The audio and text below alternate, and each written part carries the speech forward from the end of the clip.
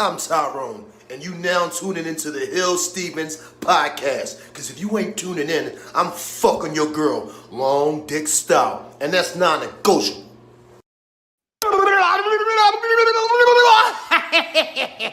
That's right, it's your old boy Gilbert here, WWS longest reigning light heavyweight champion. That's right, I said it, yes I did. And this is for all you YouTubers out there. You're first, that's right. You're first to turn into Around the Point. That's right, with Heel Steve. Heel Steve and Around the Point, baby, just don't get no better.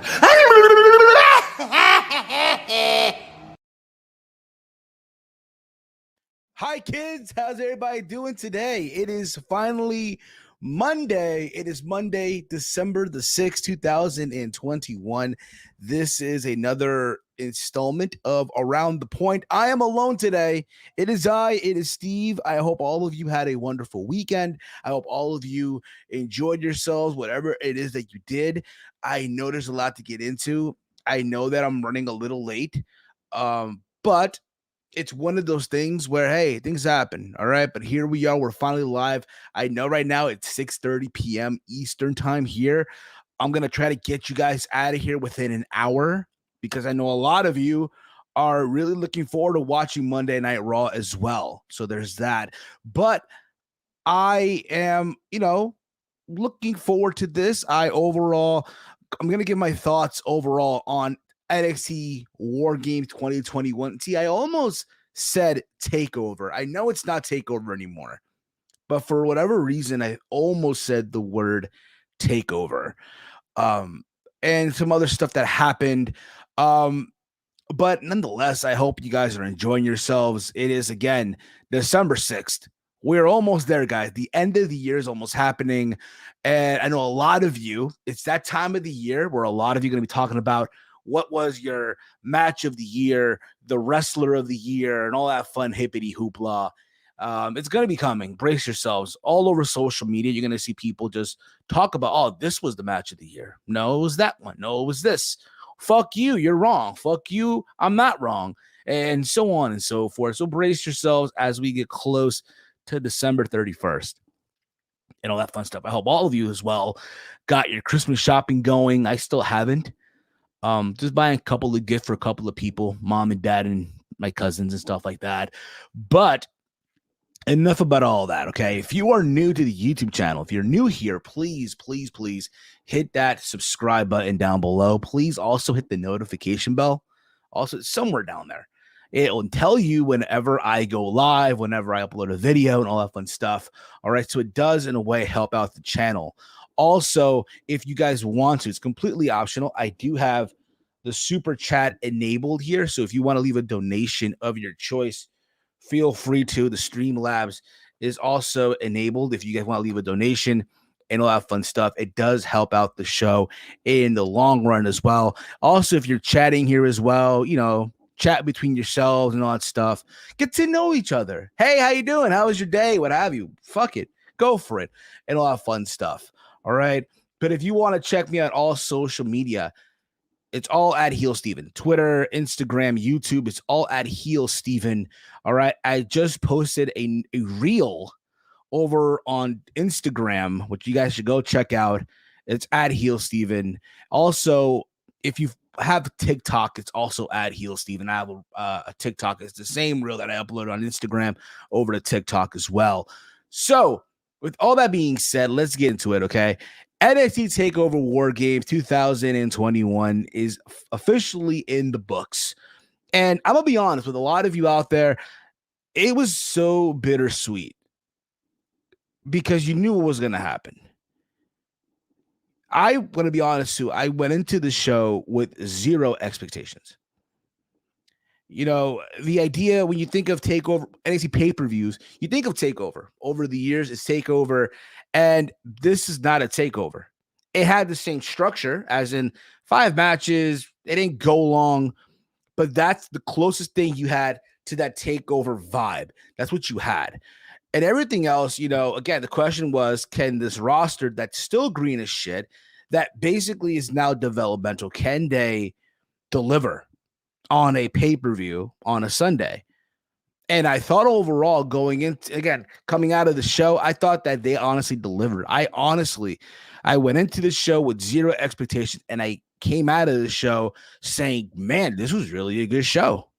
Don't get me wrong, not every match was fucking amazing, but if there's any matches on the show that you should definitely go back and rewatch whenever you get a chance, and I don't know how y'all may feel about this, but for me, it was the tag team title match between Imperium versus Kyle O'Reilly, which I'm going to get into in a little bit, and Von Wagner, and the men's WarGames match. Those are what I think were the two matches that you guys should definitely go out of your way and try to rewatch whenever you get a chance throughout the week. Okay. And also the fact that, this was basically Johnny Gargano's final match in NXT. They made it obvious on social media that it was Gargano's swan song. It's over, basically. It's even more crazy that Tommaso Ciampa, who is, of course, the NXT champion, posted this on his Instagram. Literally, I want to say, if I find it here, literally yesterday. This is what he posted on his Instagram. If tonight is the last time we share a ring together, then I've got 2 words for you. #thank you. And it's a collage. It's a collage of all these photos of Gargano and Ciampa from when they both were in Regal's office to, I guess, when Gargano won the title. All these collage. It's right there almost. It's basically what Ciampa posted on his Instagram. And again, it's so surreal. Like, wow, this is it basically for Johnny Gargano, which I'll get into also because I know a lot of people on the internet have been wondering what's going to be next with Johnny Gargano. Where is Johnny Wrestling going? Is he going to be all elite? Is Tony Khan going to make it happen? And I got some thoughts on that too.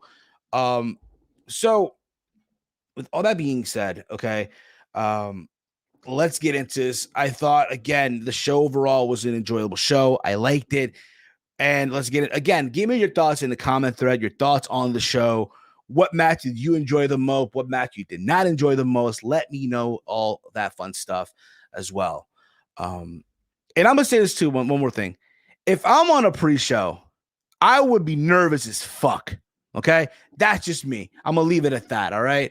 I'm just going to leave it at that. Anyway, let's get into this. So there's 5 matches on the card.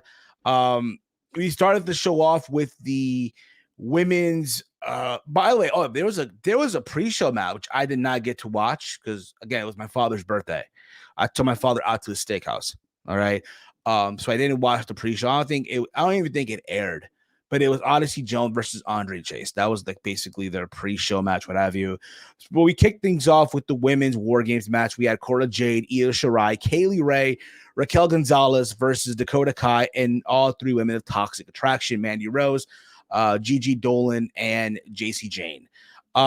If you remember on Tuesday during NXT, you basically saw Dakota Kai lose in her effort to get the advantage against, I think it was Gigi Dolan in that ladder match. So you knew going in that, hey, the advantage wasn't going to be there for Toxic Attraction. I'm sorry, let me take that back, yo. Holy shit. I'm butchering right now. But you knew going in that, my bad, Kaylee Ray, let me correct myself here, guys. Again, it happens. You knew going in that Kaylee Ray got the advantage for her team against Dakota Kai. And I said in my prediction that, to me, you really shouldn't have, your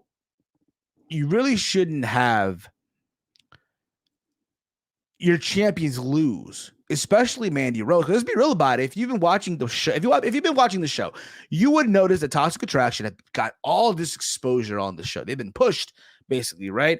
They've been pushed. So you say to yourself, okay, there's no way they're getting, they're losing. This is like their first big profile match, since becoming champions in their own right. And I felt like overall, it wasn't a bad match. Let me just say that right now. It just really wasn't my cup of tea. It really, really wasn't.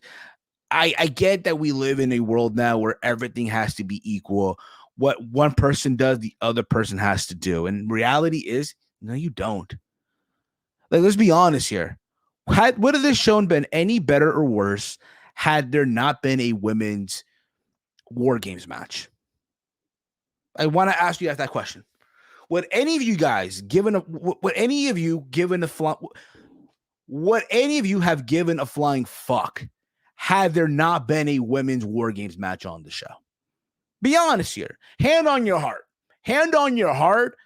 Be honest with me. Be honest with yourself. Would you have cared had they not have a women's War Games match on the show? There's a moment in this match. Let's just get into this too. Cora Jade did a dive off the top of the cage through a table, and it looked like she fucked up her shoulder. Another thing too, like a lot of these women were involved. Like some of these women were involved in that ladder match a couple of weeks ago in Halloween Havoc, like a month ago or so. And remember when Io fell off the ladder in that ugly spot? Yeah, all that shit came to mind, bro. I ain't gonna lie to you guys. All that also came into mind.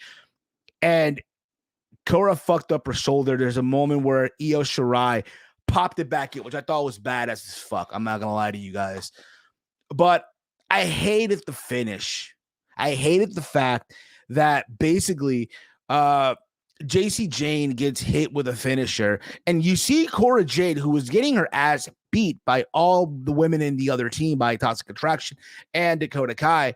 They're giving her this beating, right? Because she was hurt, and she's just sitting there, just like a scaredy cat, and gets the pin, and she pins JC Jane. However, at the same time, I'm gonna say this too. What this does is basically tells me that, hey, Cora Jade is next in line.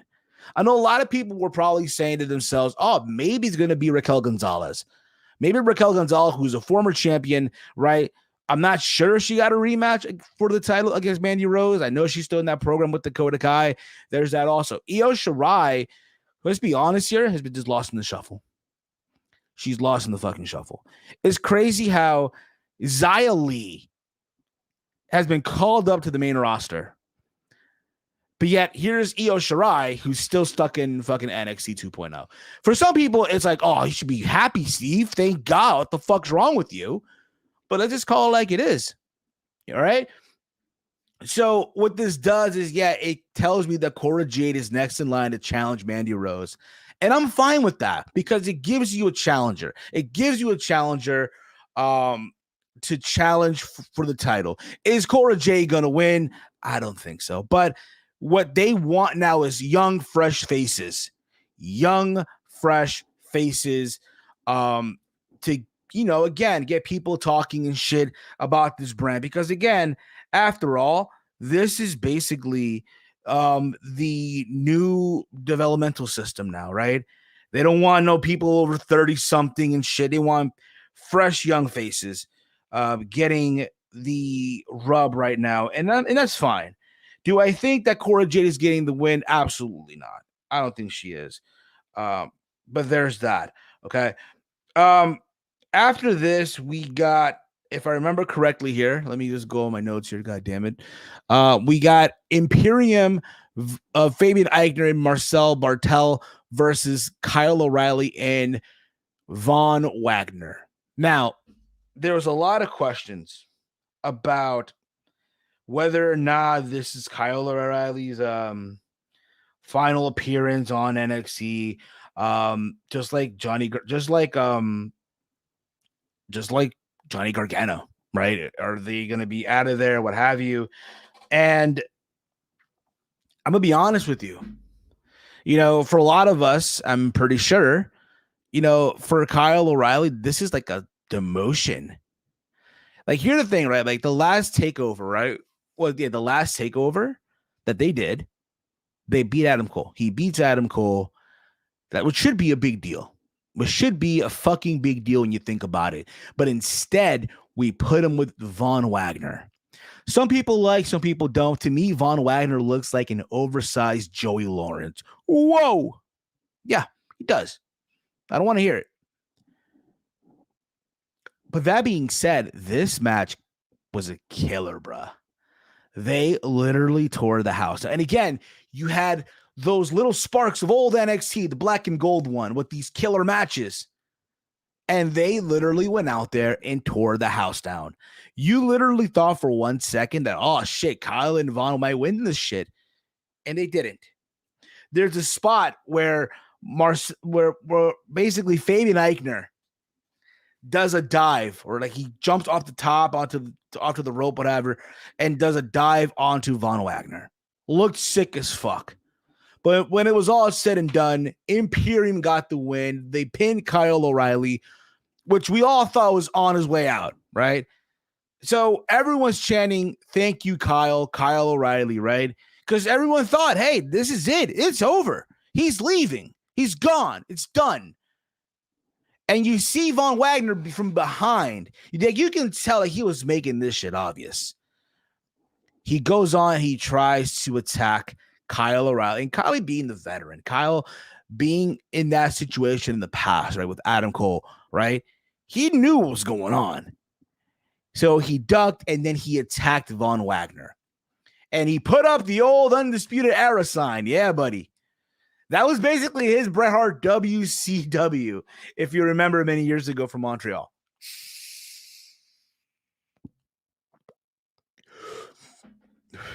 But that was basically that, right? We find out later in the night that Kyle O'Reilly is challenging Von Wagner to a cage match this Tuesday on NXT. Folks, the writing's on the wall. The writing is on the fucking wall, people.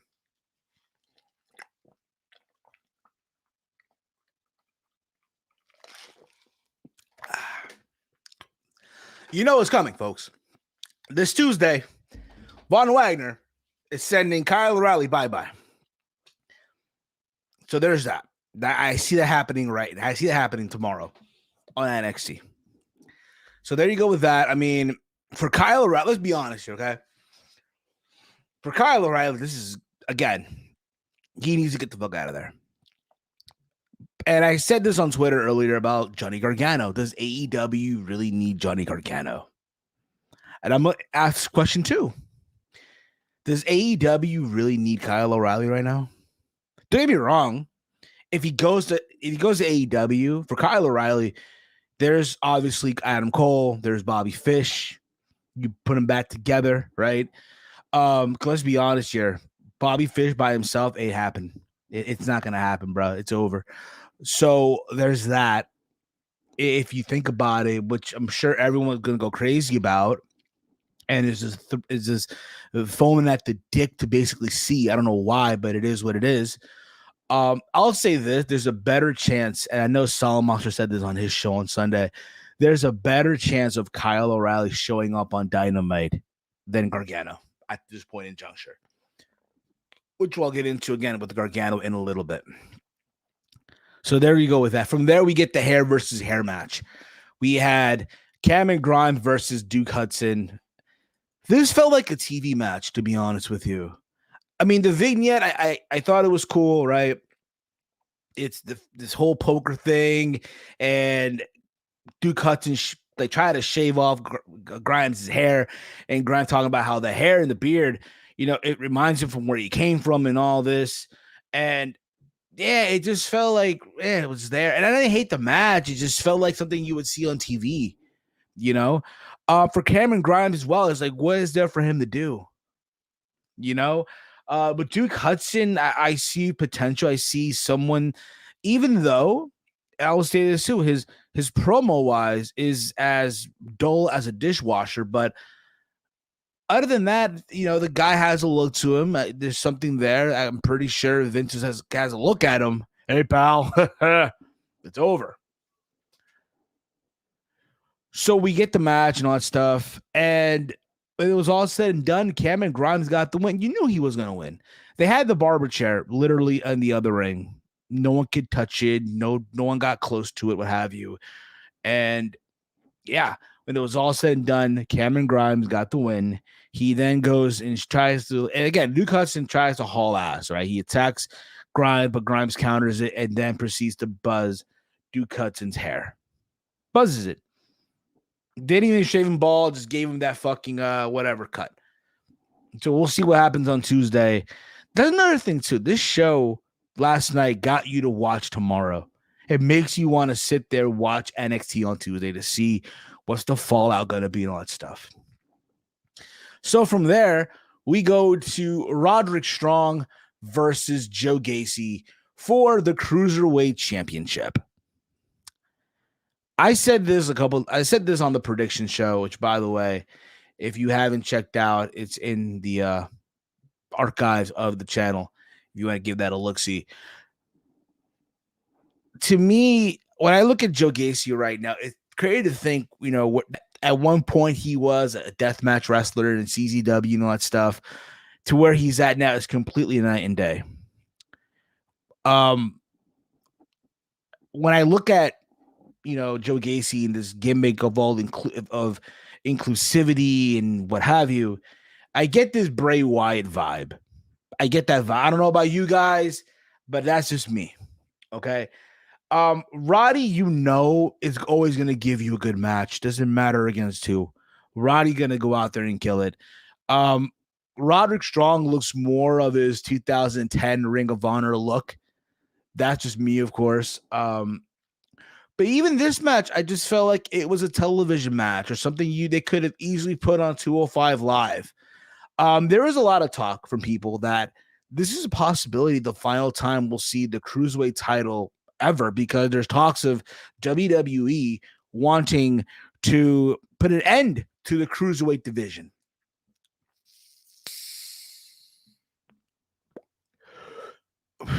I mean, I wouldn't be surprised because you fired basically half your division. They're gone. It's over with. But at the same time, if you watch that Icam Jiren and fucking vignette that they try to do on the show where he's eating and shit, that's me when I'm high. But it tells you there's no focal point for that division. 205 Live, let's be honest, who really sits there and watches 205 Live in 2021? You have to be a depressed, miserable fuck to really watch 205 Live. I'm just saying, all right, it is what it is. But they went out there, they did their thing. I literally thought with all the news that I just mentioned right now that maybe, hey, this is Joe Gacy winning the title, his first championship win in WWE, and bye-bye Cruiserweight title. You put the nail in that coffin too. But no, when it was all said and done, there's a moment where I guess fucking Hardlow, I think his name. Yeah, Hardlow, right? I almost said Wardlow. I don't know why. Hardland, there you go. Grabbed the girl from Diamond Mine, and Gacy told him to put her down. He gets in the ring, and Roddy hits the end of reckoning, something like that, right? His finisher for the 1, 2, 3, and he retains the Cruiserweight title.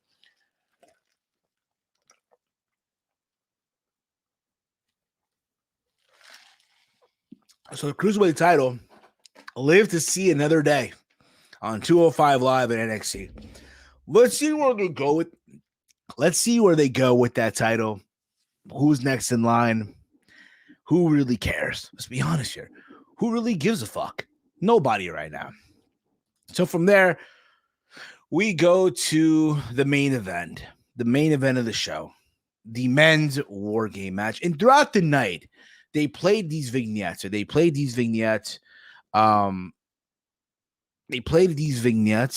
Right? Backstage, these backstage promos and stuff. There's also vignettes of this newcomer, and I guess some guys going to be joining MSK, which were cool and all, if you will. But throughout the night, they played these backstage promos from both teams, the men, the Black and Gold and Team 2.0. How the Black and Gold, they have men that were involved in war games before, like a Ciampa, a Pete Dunne.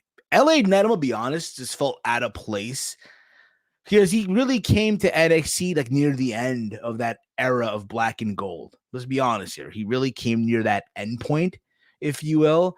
He really wasn't there for like the feast when it just started. He just came there just to get the crumbs almost.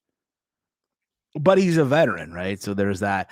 There was that promo, and then the promo from the 2.0 team, how they're just confident and all that stuff.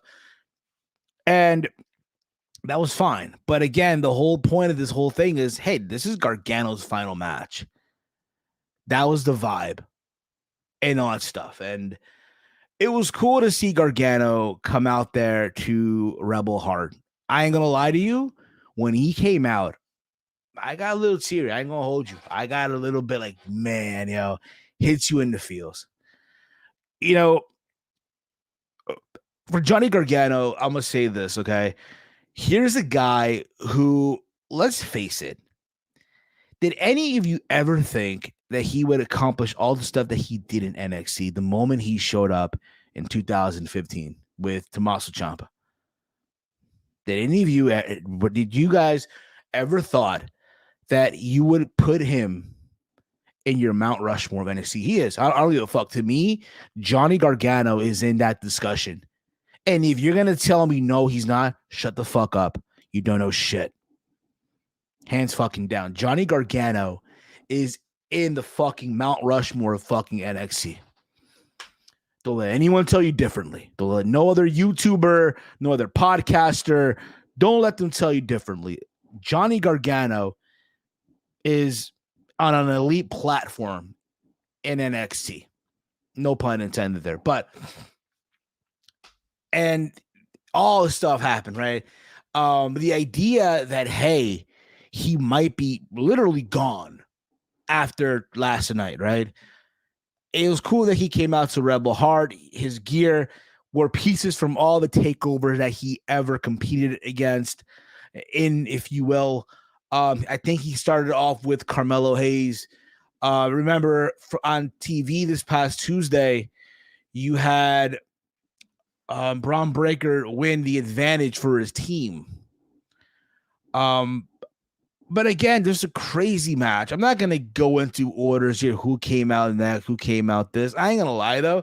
There's a moment in this match where I thought, okay, LA Knight might turn heel here or turn on his team. Because I wouldn't be surprised. I really wouldn't be surprised if he did that.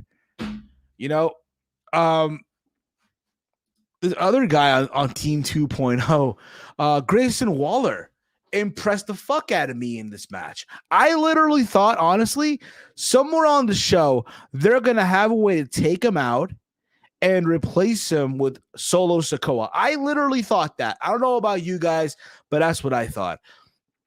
But this is where things just go crazy, right? There's a moment in this whole match where Waller climbed up the cage and does an elbow drop off to LA Knight, which was crazy to see as well. They literally went out there and just performed an amazing match. There was one stupid spot though on the show, on the match. I think it was Tony D'Angelo comes out. He locks the cage door. He locks it with the padlock and chain. Out comes Braun Breaker, right? Eventually for his team, right? I think he was like the last guy on the team to come out. He comes out and he is struggling to get in there. They bring out Bolt Cutter and it wasn't opening for a while. Just seeing him struggle with that was embarrassing. But there's that, okay? But they went out there. This is when balls out, right? There was old moments of Team DIY. They hit their double team super kick knee to Braun Breaker for a near fall. Everyone here had an amazing moment in this match, all right? But when it was all said and done, Braun Breaker, which we all knew was going to get the win for his team, got the win for his team. He pins Tommaso Ciampa. So with that, Braun Breaker is guaranteed next in line for a shot at Tommaso Ciampa. The coronation, people, is happening. The coronation is on its way, dorks. And I'm all for it. I am all for it. Here's the thing about it, okay? Braun Breaker is going to be a fucking star in that company. If he doesn't, as long as he does not fuck up, as long as he goes the company line, he's going to be a star. He is going to make millions of dollars for WWE and his own bank account. I'm calling it right now. Braun Breaker is going to have a match with Roman Reigns. If it's not under somewhere 5 years from now, it's going to happen. we're going to get Braun Breaker versus Roman Reigns in some capacity. You wait and see, people. You wait and fucking see. But the coronation is happening. And I'm all for it, okay? So they end up celebrating Team 2.0. So when the show ended, I guess it didn't air on TV. They posted on their YouTube channel. But we're going to get this Tuesday Johnny Gargano explaining everything. So again, they are making you tune into Tuesday because we don't even know. Here's the thing about it, right? For all this talk of, yes, thank you, Johnny, what have you, we don't really know if he's really leaving WWE. I know a lot of people are making these assumptions about, him going to AEW, right? I'm reading the comments here real quick. Minus Braun Breaker, who of NXT 2.0 DC is the future world champion, Solo Sikoa.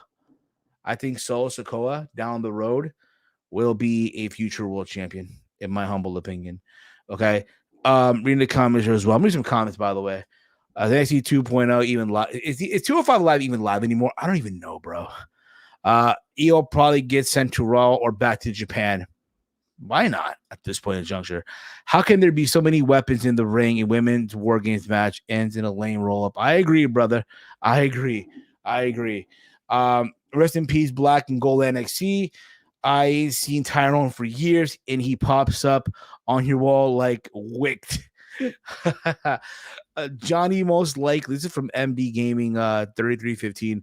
Johnny most likely leaving WWE as a whole and prob gonna go to Impact or AEW. Maybe so. But let's get into Johnny Gargano real quick. I really want to just get into this real quick. You know, I said this earlier again, have all these questions that I asked you guys, you know, had when he debuted many years ago with Ciampa, would you ever have thought he'd accomplish all the stuff that he'd accomplished in NXT? Right? I asked that. And I said how, again, you know, he is in your Mount Rushmore of NXT. He is literally the heart of NXT. And that's really true. And, you know, all this talk of him leaving, we don't even know if it is or not. We don't even know. But if it is, damn. You know, I said this on Twitter. You know, I posted the photo on Twitter. You know, him Tuesday having his farewell. And I posted a photo of Leo Messi from, you know, the guy who plays in PSG, former Barcelona player. Leo Messi, during his farewell from Barcelona, crying. Yeah, that same energy. That same fucking energy. And if you get what I'm saying, awesome. If you understand the soccer reference, awesome. Okay? Fucking hell. That's the vibe I'm getting. It's like when Messi left Barcelona. That's like Gargano leaving NXT. For all we know, listen, there hasn't been discussions yet if he signs a new deal. We don't know. There's a possibility that, hey, he might. Big possibility. But I said this also earlier, you know, with Johnny Gargano, you know, all of his accomplishments, the first guy to be a Triple Crown champion. I was there for some of the big moments, dude. I was there for some of the big moments. I was there for TakeOver Brooklyn 2. It was Johnny Gargano and Ciampa, DIY, versus the Revival in their first match they ever had. At the time, I wasn't even a big Revival fan, and they went out there and killed it. Who can't forget their match from the Cruiserweight Classic, the first round match? Killed it. Their TakeOver Toronto match, DIY versus the Revival, and fucking they won the tag titles, right? Who could ever forget? And again, I'm going back in time into all the good times and shit. The first Gargano and Andrade match from TakeOver Brooklyn 3. I was there for that, bro. And then they followed that up. Then they followed that with TakeOver Brooklyn Philadelphia. Probably the match of 2018 for WWE. Where both Andrade, which I'll get into in a little bit as well, later on in the show, and Gargano had an all-time classic, the best championship match of that year. Who could forget? Who couldn't forget? I'm sorry. How could you not forget their takeover New Orleans match? It was Gargano and Ciampa, one of many. Then their match in Chicago, their match in Brooklyn, which I was at, Takeover Brooklyn 4. Another fucking killer again, dude. And the fact, even and along the way, he has won titles, whether it's the tag team titles, the North American title, the NXT championship. I was there the night he won the NXT title in Brooklyn, in New York, WrestleMania weekend. There were men crying in the building, mad people crying in the building because of Gargano winning the Grand, again, becoming the first Triple Crown champion. That's just crazy. Even during all that time, there was talks. Okay, but when is he coming up? When is he making that move to Raw or SmackDown? Or hell, even 205 Live, right? And they never pull that trigger. And I think for a lot of us, we're even blessed because of that. Because we knew what was on the horizon, right? And I said this earlier, I said this earlier on the show.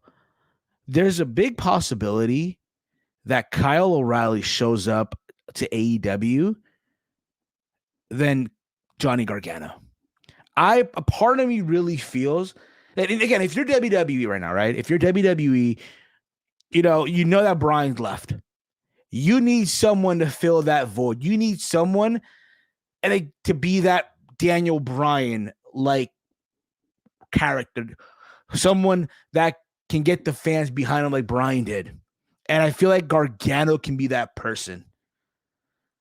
So I'm pretty sure right now WWE is foaming at the deck to get Johnny Gargano to sign a new deal in some way, somehow, to get him a new fucking deal where he's going to make as more money than he's ever made in his fucking life.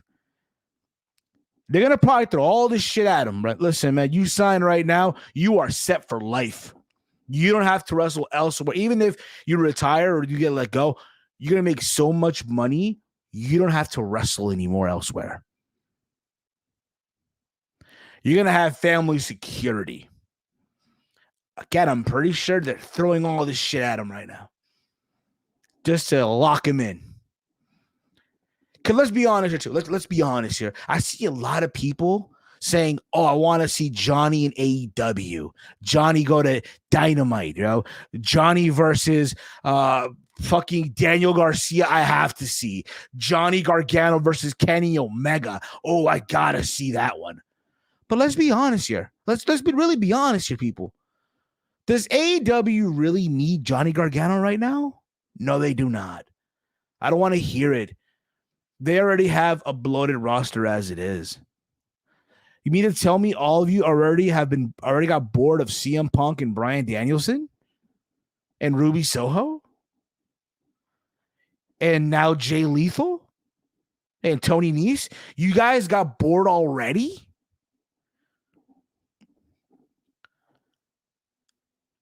I don't see, again, not everyone has to go to AEW. Not everyone has. They don't have to. I mean, if he goes to like MLW or Impact, holy shit, that's like a complete curveball. I'm not saying they're bad or anything, but there's that. You know what I mean? A part of me really feels that, you know what, he's going to stick around WWE. I get that feeling. But we shall see. We shall see what's going to happen here. Okay? And I just think, honestly, again, whatever he decides to do, let it be. Respect that man's decision. And for Kyle O'Reilly, like I mentioned before, Kyle, it's one of those things where, yeah, bro, just get out. Just get out of it as fast as you possibly can. Reading the comments as well. Matt Salty should have never skipped TakeOver Philly. Hell no, you should have not, Chief. I feel more salty. He should have. I feel Matt Salty. Okay, as you meant, should have gone. Okay. Fuck Johnny can show up on Raw or SmackDown. He can. But I don't know, man. I mean, listen, maybe, just maybe, right? He takes this time off, right? He's a free agent. He's taking time off, right? Because I just don't see it. I'll be honest, too. I don't see it happening. I don't see Gargano really pulling the trigger and going elsewhere. I don't see it happening. To be honest, I just don't. I think what happens is this, right? He's going to take time off, right? He'll probably be back by January. He'll probably be a surprise entrant in the Royal Rumble. And from there, we'll see what happens. Listen, I'm not saying Gargano, if he does go to Raw or SmackDown, has to be the fucking world champion. No. But I do see him being a strong Intercontinental champion. And if he's going to fail, let him fail on his own, not because management saw nothing in him. So there was that. Again, give me your thoughts on TakeOver, my bad, WarGames. Holy shit. But that Braun Breaker, let me tell you something, man. That guy's going to be a fucking big deal, man. The coronation is happening sooner than later. And this summer, just give me Braun Breaker versus Solo Sikoa. Shut up and take my fucking money. Anyway, I want to get into some quick news real quick that happened during the weekend. And then again, I know it's 7:09. I'm going to try to get you guys out of here in a couple of minutes because I know a lot of you really want to watch Monday Night Raw, and I haven't eaten yet. So there's that too. So there was an NWA pay-per-view. I didn't watch the show. I didn't watch it. I'll be honest with you. I haven't really been following the NWA. Hasn't really been my cup of tea. Since they left YouTube and now they're on Fight TV, they're making you pay this amount of money a month, what have you. It's like, nah, bro, not for me. Not that I'm coming off as cheap or anything. It just, nah. I ordered that one pay-per-view and just that ending just threw me off. Like, nah, bro, I'm good. So the main event was basically Trevor Murdoch defending the world title, the NWA world title, Sweet Charlotte, the 10 pounds of gold versus Mike Knox. And at the end of Murdoch got the win. And at the end of the whole thing, he gets attacked by Matt Cardona. Matt Cardona made an appearance at the NWA pay-per-view in front of 90 people because apparently the building that they used, it was owned by the government or something like that. So they had to really go by protocols of, the CDC and all that shit. So they really couldn't, be slick with it and shit. So it looked kind of depressing to look at when I saw the clip. Like, wow, really? You showed up in front of 90 fucking people, dude. Come on, bro. But he made it work. He attacks Trevor Murdoch. He helps out Mike Knox, obviously. And they attack the Pope, D'Angelo Dinero. And you see Cardona holding up the 10 pounds of gold. Now, let me just say this right now. Matt Cardona is living his best life right now since being fired by WWE many years, like literally a year and a half ago and shit, right?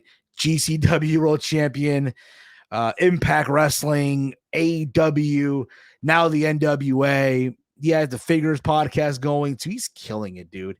He's killing it. That being said, now hear me out, okay? I saw the photo of Cardona holding that title. Hear me out, okay? And I want to get your thoughts on this, guys. Your thoughts on this shit. And I said this on Twitter. Hear me out again. Hear me out. Imagine Matt Cardona defending the NWA World Championship in a sold-out Hammerstein Ballroom in New York, January 23rd at GCW, the World on GCW. Imagine that. Let that marinate for a second. Let that shit marinate for a sec, people. Let that shit fucking marinate. That's money, bro. Shut up and take my fucking money. Can you imagine how pissed off Jim Cornette will get? The idea that, oh my God, the history, the prestige, right? Of the 10 pounds of gold, Sweet Charlotte being defended in his Outlaw Mud Show promotion, right? It's comedy. I'm going to be there, actually. I'm actually going to be at GCW on the 23rd in New York at the Hammerstein Ballroom. But if you're the NWA, bro, how could you not put the belt on Matt Cardona? Because let's be honest, anyone that watches the NWA, if you're into it, that's fine. But there's just not that, there's no buzz around them right now. They don't have any buzz at all. Nothing. No one's giving a shit right now. I'm sorry. No one is. But you bring in Matt Cardona, and you know that for a fact that GCW right now is like the talk of the independent wrestling scene right now. And the fact that they sold out the Hammerstein Ballroom in their first show ever in that building. How could you not want your NWA champion or that title being featured in some capacity on this show that has buzz, that has a following, and has people talking right now? It's a win-win. Listen, I'm sure a lot of you like Trevor Murdoch. I'm not saying he's bad. He's just not it. And it ain't happening. Reading the comments here. I don't know about you, but Matt Cardona feels like a bigger deal than he did minus the vlog era in WWE. Basically, man. Basically. But I'm all for that. Shut up and take my money, like I said before. I know also this past weekend was Triple Mania. I didn't watch it either. I was actually out watching the fights. It was Devin Haney fighting on Saturday, and then also UFC on UFC Fight Night, Jose Aldo versus Rob Font. Crazy fucking fight. So I just caught the clips here and there. I know there was a ladder match for the AAA tag team titles, FTR versus Lucha Bros. Vicky Guerrero was at ringside accompanying FTR, and FTR retained in Mexico. So there's that also. Also, the big news that came out this week as well, and then kind of for me in a way, and everyone for whatever reason went ape shit about it. Charlotte Flair and Andrade are no longer a couple. They broke up. They separated. Apparently, it was Charlotte Flair who decided to call it ends with Andrade. And it's crazy because I really didn't think, that it would happen, right? Like you literally, if you go on their Instagram on both Andrade and Charlotte, you would think, oh my God, they really are in love with each other. They are really, really happy. They're gonna probably get married, gonna have kids, right? And that kid's gonna be fucking wrestling. He's gonna be wrestling royalty, right? Think about it. The grandchild of Ric Flair, right? And I said this before. You see, the Mexican side of that child would love pro wrestling, lucha libre. The Ric Flair portion is like just this is your American, this is your gold card, basically, my privilege, if you will. I did hear about it too. You heard about Tommy Fury backed out of the jail. I'll get into that in a little bit too. All right, so don't you worry, don't you fucking worry. And then you hear that they broke up. If you guys remember, a couple of weeks ago or so, I guess Andrade on Twitter came out and said, fuck WWE. They got a lot of people talking. I know also, with Charlotte having all this heat right now, it just didn't help out. So I guess she called it quits. If you notice too, Charlotte and Andrade haven't been following each other on social media. Like they've been, like if you go on Andrade's Instagram, all the photos and videos that he's had with Charlotte have been removed or probably put in private. So there's that too. And it sucks. You think about it, right? If you're Andrade, dude, you're marrying fucking wrestling royalty. They were engaged to be married. Can you imagine how much money Andrade spent on that ring? Can you imagine, like, you, the man, right, the dude, right, buying a rock for your girlfriend, a rock that the girl that you want to spend the rest of your life with, right? The person you want to live the rest of your life with, right? The woman that you want to grow old with, you want to have your children, right? That person, you buy them a rock. And then she decides to break up with you down the road. Damn, that has to suck, bro. That has to be fucking terrible, man. And then you have Andrade lose to Cody on fucking Dynamite literally last week in that fucking table spot that was fucking stupid. So if you're Andrade, man, it's not really a good week. But at the same time, though, you can just tell that Andrade is getting over it. He's bouncing back, if you will. I'm not saying he's oh my God, dating women left and right now all of a sudden. But he's back in the market, people. Ladies, he's back in the market. All my dudes, Charlotte Flair is also back to the streets. Reading a comment here too. Charlotte be looking like the toxic type. Yeah, man. When you're a Flair dude, oh fuck yeah. Sup, Jason? How you doing? But at the same time, people, just do me a solid, all right? Give them their privacy. Give them their space. Respect their decision. Let them do what they want to do. And if they get back together, awesome. If they don't, life goes on, bruh. Life goes on. Remember that. Also in the news, yeah, per Chief here, Tommy Fury has backed out of the Jake Paul fight. If you guys don't know, Jake Paul and Tommy Fury were scheduled to fight on December 18th on pay-per-view. And for a lot of people, this was going to be Jake's first test because now he was fighting a boxer, a legit boxer, not a retired UFC fighter, not a retired basketball player who's never been in a fight in his life. He's fighting an actual boxer, right? Not just any boxer, the younger brother of the heavyweight king right now, the younger brother of Tyson Fury. Tyson Fury, who is the heavyweight pound-for-pound king right now.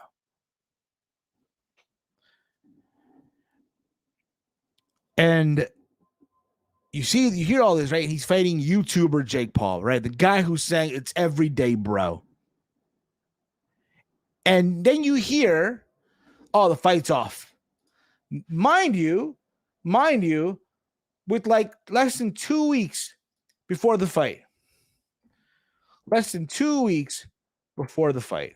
I have the clip here. I have the audio, by the way, of, I guess, Jake Paul and Tommy Fury. I'm going to play it for you guys real quick, all right? Just to add some time to the show. I'm not going to play the video because I'm not trying to, get this shit, fucked with what have you. But what I'm going to do is, I guess, play, the video of, Jake Paul making the news, and you find out his replacement opponent is going to be, believe it or not, his replacement opponent is going to be Tyron Woodley as his replacement opponent. This is the video. I'm playing it right now. I'm playing the video right now of Jake Paul giving his thoughts and all that stuff. Fury is boxing's biggest bitch. He has pulled out of the fight. The Furies have pulled out of the fight due to a medical condition.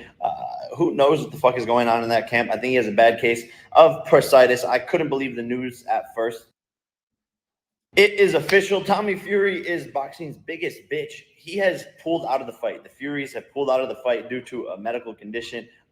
Who knows what the fuck is going on in that camp? I think he has a bad case of bursitis. I couldn't believe the news at first. It still doesn't even seem real. He fumbled the biggest bag of his life. Now he will be watching at home, paying me $60 instead of getting paid millions of dollars to fight me. I fought with a broken nose. I fought sick. Get the fuck over it. This is boxing. It's official. He was scared. I think the pressure got to him. The shit talk got to him. That's the bad news, guys. The good news is that Mr. Tyron Woodley, we called him up. We were like, hey, you want to take the fight? He has been training. He goes, sure, I'll take the fight. Let's do the rematch. Run it back. I'm giving him $500,000 extra if he can knock me out.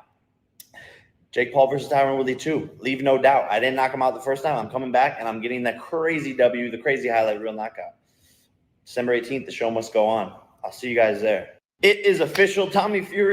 So, yeah, he's offering Tyron Woodley $500,000 if he knocks him out. That's Jake Paul's statement, what have you.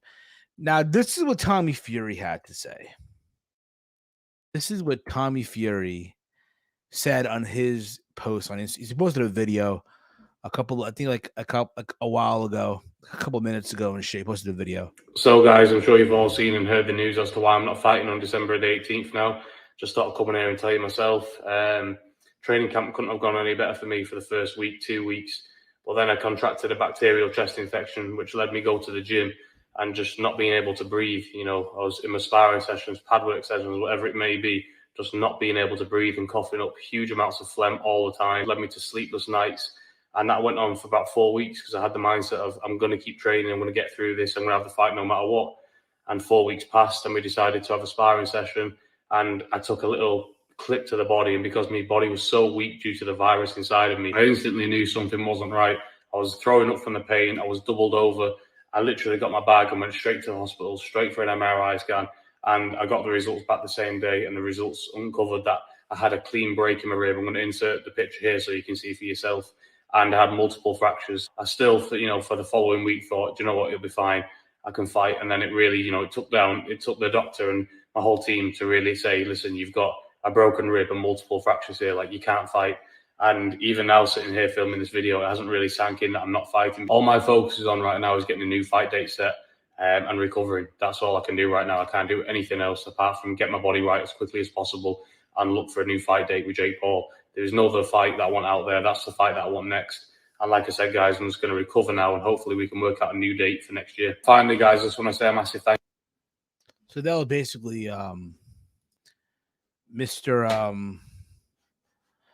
basically Mr. Fury's statement, if you will.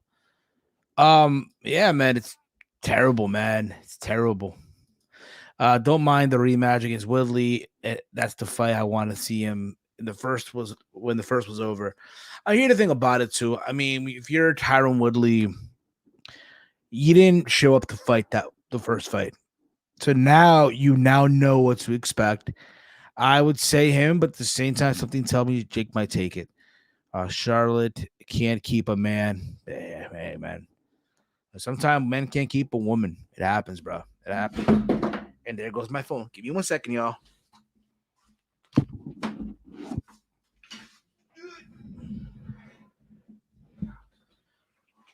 I'm about to wrap this up in a sec. So got some little rapid fire news that came out. It turns out that Will Ospreay will not be appearing at MLW. The report goes to suggest that the source claimed that MLW and New Japan work relationship ending in November led to Ospreay's agreement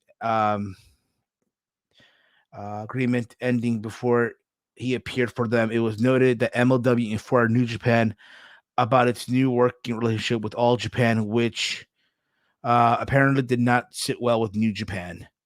Will Ospreay's arrival at MLW was announced during the Fightland broadcast on Vice. I mean, MLW kind of did it to themselves. I'm pretty sure, hey, you have Will Ospreay show up in MLW.